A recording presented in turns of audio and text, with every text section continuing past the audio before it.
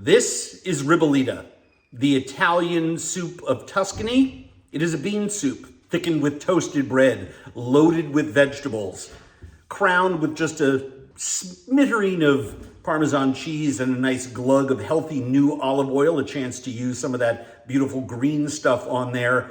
To my mind, one of the greatest meals in a bowl that you can find around the world. Did I just come back from Italy? I did, but that's not why I made this week. I made it because this is soup season. Get on Ribollita. Mwah! Aromatics, onion, garlic, rosemary, herbs de Provence, mostly thyme, and that is a cinnamon leaf, which, because I'm out of bay leaves, I use interchangeably, and I would suggest you do too. They're really big, but they have the same aroma and work the same way in food, and they're absolutely marvelous. I have some water here that's starting to simmer. I'm going to put all that in there and start to extract those flavors, and then I'm going to add my beans that I soaked overnight in water. There are the beans that I soaked overnight in water. I didn't have any cannellini, but I had some French flageolets that are very, very, very similar.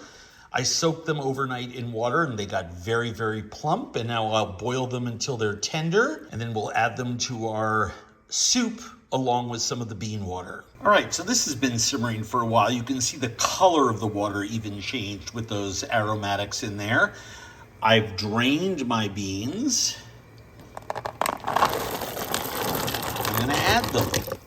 Now, as I noted in the recipe, I have a lot more beans in there than I'm gonna need for the soup, about twice as much, but that's because I wanna have cooked beans. I can use them for dips, I can use them in salads. There's a lot of things that I can do with leftover cooked beans. Now we wait for those to come to a simmer, turn it down to heat down to maintain a simmer, and let them cook for 90 minutes, 2 hours until they're tender, and then we'll add them to our vegetable soup. First thing we do, put our olive oil in, start sweating some of our vegetables, keep adding vegetables, add broth, add bread, add beans, and wow, in a short amount of time, it's Ribollita. First up, some diced onion.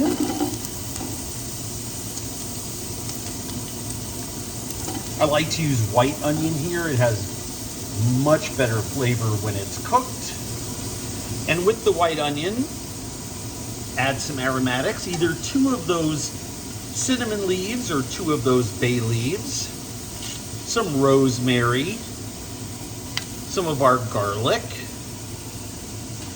leeks,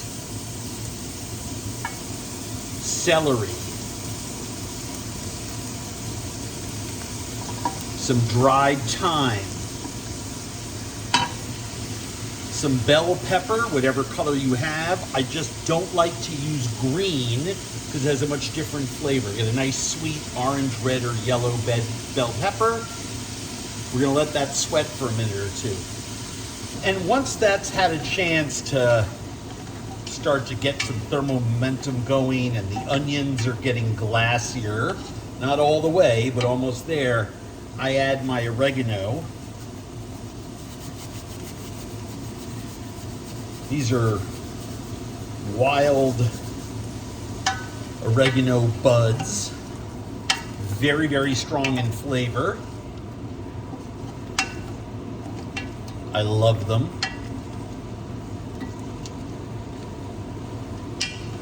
I love oregano. And then once these have really started to get some thermal momentum and get nicely sweated, I add about a cup of wine. Then, once the wine has almost evaporated, you still want some liquid, but almost evaporated, I'm gonna add my carrots and my diced parsnips, then my diced turnips, parsnips, carrots. Those are all harder vegetables, so that's why I didn't put them in there when we were sweating everything. Now you let those cook for about 2-3 minutes so that thermal momentum comes back into the pot. That wine, what is still left in there, is simmering away. Everything is nice and hot. And then all I want to do is add my broth. Now you can add vegetable broth. You can add water, but I prefer broth. You can add chicken broth. Just depends how rich you want the soup. I'm going half vegetable broth and half chicken broth. And I just pour 2 cups in nice and slowly. And the reason I do that is I don't want to spatter everything all over the place. And then we let that simmer. And we're going to let that simmer for about 15-20 minutes, and then add the rest of our goodies. Now, while those veg are simmering, I should tell you about one of the most important parts about making ribollita, and those are the starchy elements that we're going to start to incorporate. The next ingredient in is going to be our kale, right? And a classic part of this recipe. In fact, you know, in medieval times, many people believe it was just bread, water, kale, and that was it. And maybe a seasoning or two if you had it on you. If you're a farmer, maybe you had some garlic or some wild fennel or something like that. But here's the issue. You don't want to turn this into porridge or oatmeal, right? So the idea is you want to cook your beans first, which I've done in this pot over here, so that they don't absorb the water or stock, broth of any kind, in this pot, which has got all of our delightful little vegetables cooking away. The other thing that's really, really important is we're gonna add bread to this. Now, I like to toast my bread. I like to toast it well because I like a toasty flavor to my ribollita. But when we add that, we have to let that cook. And we let it cook for 10-15 minutes so that we know if we need to add more water. I've got the juice, the liquid that I poached the beans in. I've got 2 or 3 cups of that set aside. If you just add your bread and your beans at the last minute, stir it in, put some salt in, and eat it, the bowl you eat is probably going to be great. But then when you put it in your fridge, when you open up the next day, it's just going to be like a solid mass, like overnight oatmeal, right? We don't want that. We're making ribollita, we're not making porridge, right? There's a real big distinction.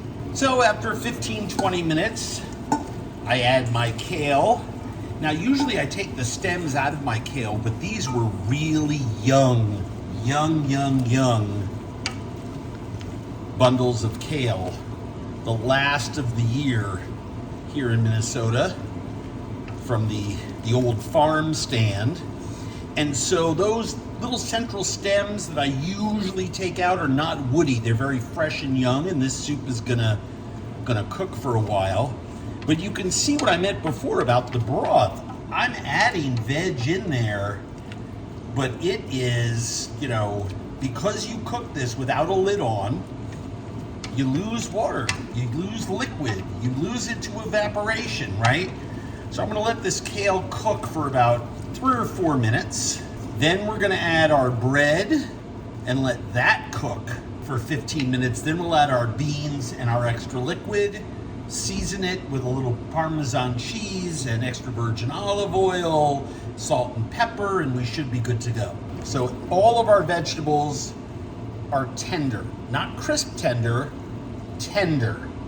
There's still green in some of our kale, but you can see some of it is starting to get flatter, lose its brightness. So we know that kale is perfectly tender also. Perfect. So now we add 2 to 3 cups of toasted breadcrumbs. I made this myself from nice Italian bread. There's 1 cup. There's 2 cups.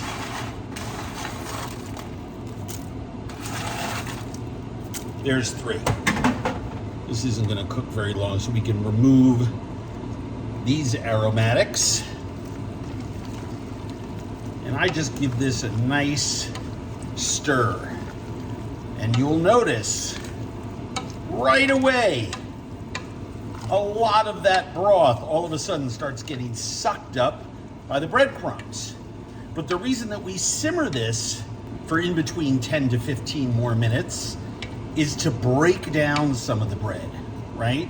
This is not a garnish. We actually, like a papa pomodoro, a bread soup, the flavor of the bread goes in there, and the bread is what helps to give it texture too, texture and flavor. So we just sort of want to simmer that, and every pot is different. I'm using my big wide one because I used another one for beans and another one to make my vegetable stock. So right away, I know I'm going to need more liquid in there because I still haven't even added my beans. So I'm going to add 1 cup of bean broth, 2 cups of bean broth. Another reason why I love cooking my beans with those aromatics that I added in there. The garlic and the thyme and the onion and the rosemary, because it's got great flavor. And now I've boosted the amount of liquid that's in there. And you can see how in different places that I'm pointing to, the bread cubes have just puffed up, and then they'll start to disintegrate. And then when I add a few cups of beans, because I'm using cooked beans, they won't absorb more water.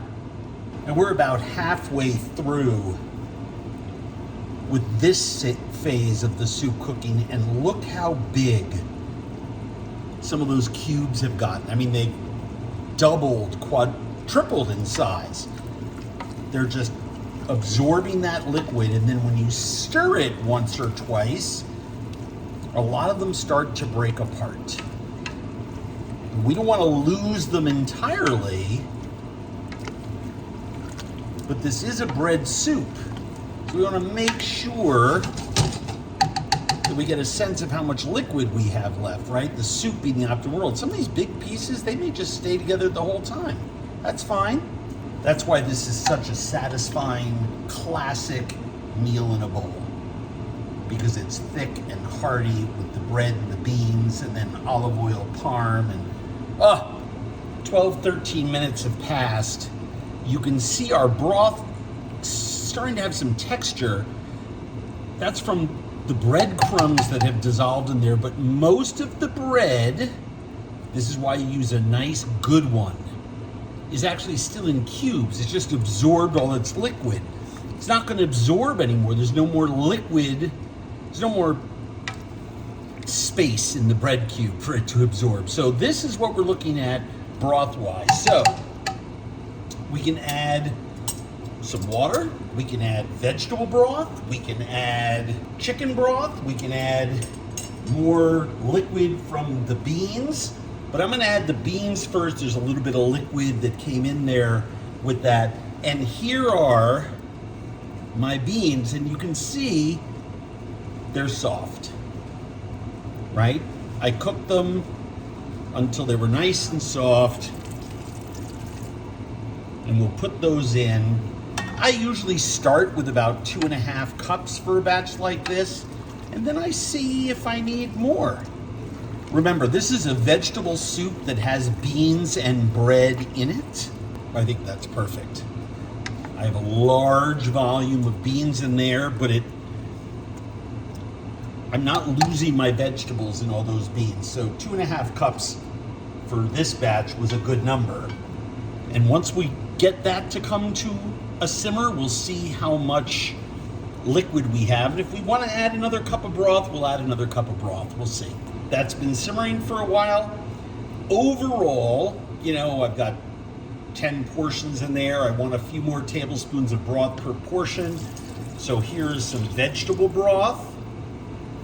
I added a cup.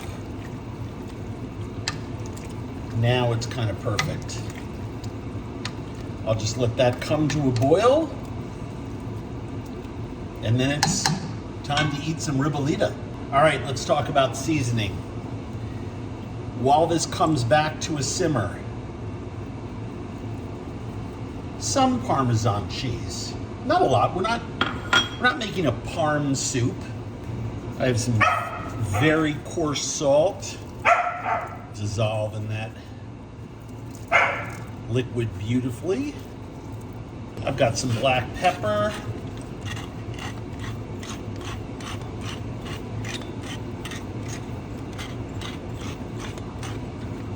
Not a lot.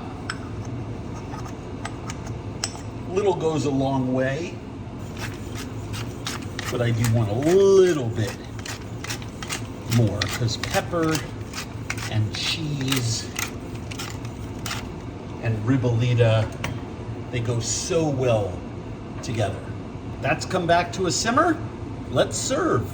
That looks like the best bowl of Ribollita I've ever seen. The king of cucina povera, the queen, a little sprinkle of Parmesan cheese, a healthy drizzle of new olive oil. This is the perfect place to use that bright green, sometimes referred to as bitter stuff, but no. But it's perfect with this sweet bean, kale, and vegetable soup from Tuscany. Is there a better winter soup? Is there a better meal in a bowl? No, I mean, it's right up. This is Italy's version. Get on this, people. Oh my gosh. What I love about this recipe that I developed is that the vegetables all still have their integrity. I mean, they taste different. Each spoonful tastes different. You crunch into parsnip and turnip and pepper and celery and carrot and kale. The beans are creamy. That delicate flavor of toast from the breadcrumbs is just absolutely awesome. Go ahead, make this soup. I make a big pot. You can freeze a lot of it. And you can open up a quart of Italy in the wintertime anytime you like.